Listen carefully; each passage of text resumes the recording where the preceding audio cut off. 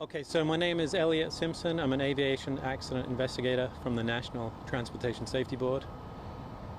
So I'll give you a quick briefing on the accident so far. This was airplane involved was a kit-built Vans Aircraft RV-10, registration number November 8757 Romeo. It was construction was completed in 2011. It's a 4-seat, single-engine aluminum airplane, and it was based out of Fullerton Airport. So the airplane departed from runway 24 at Fullerton about 2 p.m. this afternoon, climbed straight ahead to about 900 feet, and a short time later the pilot called for an immediate return to the airport. The tower controller then cleared the pilot to land on any runway.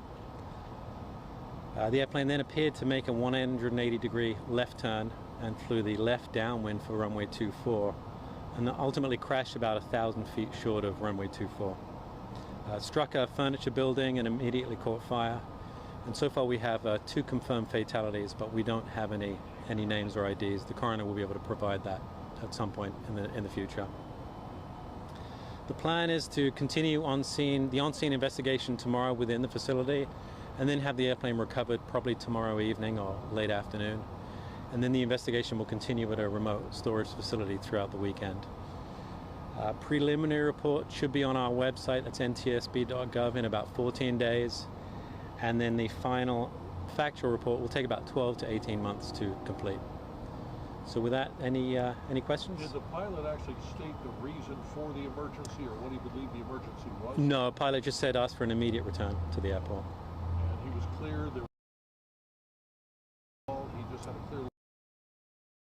It was at 900 feet, so this would have been about traffic pattern altitude, so you can presume that it was clear. If he lost power, would he be able to have made it all the way in, do you think? Or it's a little bit too early to make those kind of assumptions based on the data we have. 2 souls on board, pilot and...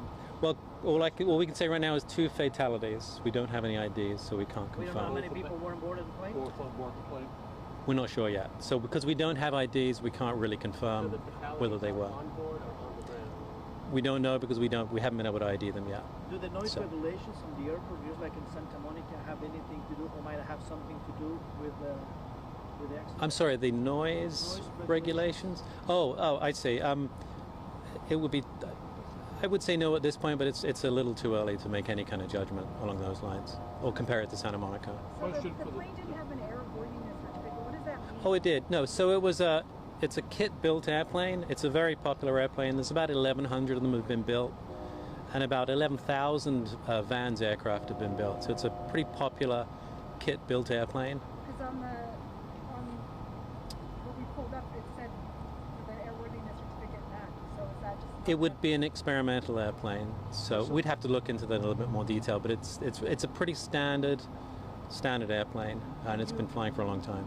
Can you explain what is a kit airplane for some of us that are not experts in aviation? Yeah, so it's basically, it is what it is. It's actually a kit airplane that the owner of the airplane can build and maintain themselves. Provided they built it, they can continue to maintain it. It's just a kit airplane.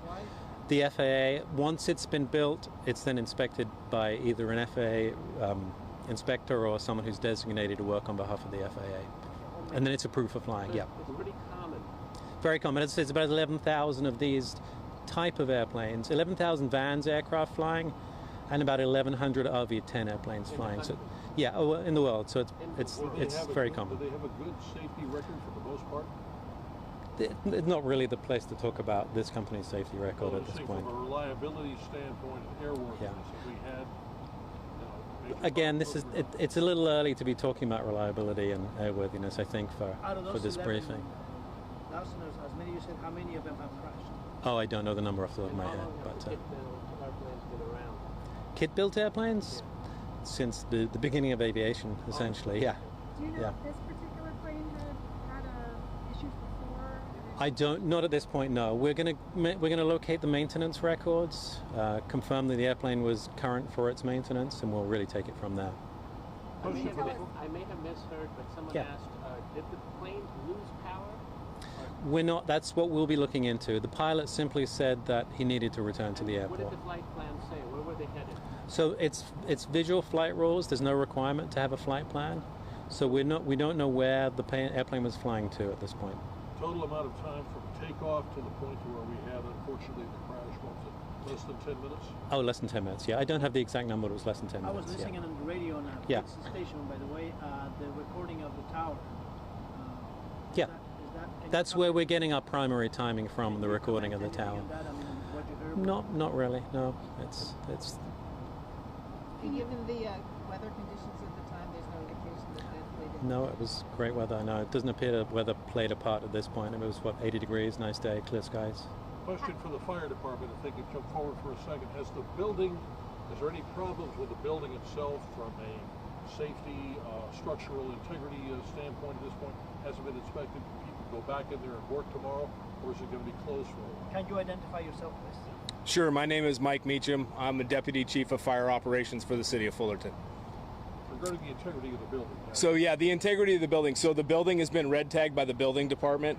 There was significant damage to the roof system, and for those reasons, and the fire protection system, for those reasons, we won't be allowing anybody in the building to do any work other than and the building department to do those inspections. 4 days or more before it could be reoccupied, or the cleanup crews could go in? That'll be up to the building owner. The building will be turned back over to the property owner as soon as the NTSB is done with their investigation on the inside. They'll be turning it back over to them, and it'll be up to the property owner at how fast they occupy the building again. How much damage was there done both by fire and, of course, impact damage to the roof and to the area that we're able to take a look at all? Yeah, it would be hard to quantify how much damage, but there's significant damage to a portion of the building, both from the impact and from fire. The owner of the warehouse said that all of his people were accounted for and they were all unharmed, or they possibly minor injuries taken to the hospital. Talk to me about how rare that might be, which a fiery crash that we saw going into that building full of people. I'm not sure how many people he has confirmed. The Fullerton Fire Department and the surrounding agencies, Orange County Fire, Anaheim, Huntington Beach, Fountain Valley, some other sources, they transported 20 people. Not all people were transported. Some people did sign out AMA, but we did transport several people to the hospital with varying degrees of injuries. You're saying 20 now. Earlier we had 18. Count is of how many. It's too early for me to go back through that paperwork. Total of 20 injuries then. 20 people were treated. And sir, a worker had described inside that when the plane crashed, they ran out and they saw some other housing fellow co-workers fire extinguishers. Is that your understanding? I wasn't here at that time when that happened. I don't know what those first eyewitness accounts were. And were the two fatalities, were they pronounced dead here at the scene, or were they trapped? That's information that we're not releasing yet. So can you just confirm, the 20 people, does that include the 2 people who passed away? That does not. Okay. So it's 20 and 2. Yes. To the best of my knowledge, we're at 20 and 2 at this moment. And just to confirm with the NTSB, we're not saying we don't know how many people were in the plane, or we're not. No, we don't know. We can't because we don't have any identifications. Gotcha.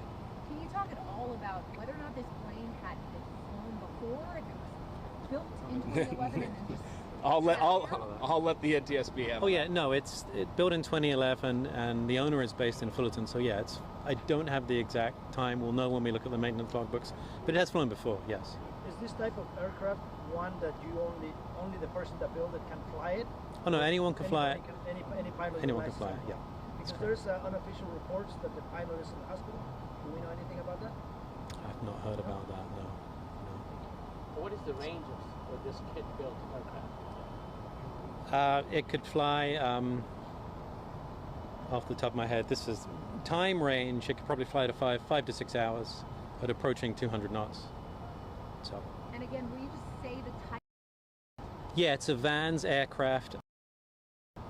So Romeo Victor 10. Spell that name. Yeah, Vans aircraft Victor Alpha November Sierra aircraft, and it's Romeo Victor 10. Romeo what? A Victor 10. And you have the registration number. You can look it up on the FAA database, and that'll give you the exact more details. This type of aircraft doesn't have a black box, does it? No, it doesn't. It's not required to, but it has a fair amount of electronics on board that we can often extract data from pertaining to the flight. And to recap all this, so the next step for you is to keep investigating. What Yep. are you going to base your next your findings on? The recordings of the Combination of everything. So we'll obviously be looking at the wreckage tomorrow on scene within the factory, documenting as much as we possibly can. We'll be walking around trying to get video camera footage, talking to witnesses. We'll be extracting the electronic data that's on board. And then from there we'll remove it and we'll do a far more forensic investigation in a remote facility. Those are really the basic steps. Just to be clear, when the pilot said they needed to return, Yep. immediately after flying, the air tower said, yeah, this area is clear to land. Yeah, immediately presumed there was an emergency. I actually stated the tower said immediate return. Yes, confirmed that they could immediately land any runway. The tower clearly knew there was a problem. The tower Can you controller. explain briefly? You said that this type of aircraft has no black box, but you're going to retrieve some electronic information from the plane. Yeah, it has a fair amount of electronic avionics on Such as board. what? It's got a primary flight display, so essentially an electronic panel, a flight panel that shows most of avionics, engine information, Altitude, speed. and altitude, so speed, everything. And generally those devices record data. So that's something Thank we you, use. gentlemen. So I did We actually have just a follow-up question. Earlier we were told that the injuries were moderate to minor. You said varying degrees. So were there more serious injuries too, or? Yeah, very moderate to serious, and obviously that's fairly serious. So we want to make sure that we don't give you guys information that's not accurate. So we did have minor injuries and we did have very serious injuries as well. And I do want to clarify, it was 19 patients were treated with 2 fatalities for a total of 21. 1920. 21. And out of those people in the hospital, some of them were life-threatening, or we don't know? I don't know. That I don't know. I just know that we transported several people to the hospital, we treated 19, and then we had the 2 fatalities for a total of 21. What about the people who you treated on scene and released? I don't have that information of how many people were treated and what those injuries were. In an incident like this, when you're dealing with that many victims, the rapid transport is paramount to that success. So we transport those patients very quickly with limited information gathered about the patients. The paramedics and the EMTs are focused on treating what they see and getting them to the hospitals. Thanks, Something Chief. Yeah, you're welcome. One more thing we didn't ask you.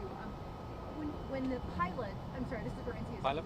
When the pilot made that change, that 180-degree turn to go back to the airport, Yeah. was there anything in his or her way, any obstruction, any other flight? No, it was at the plane?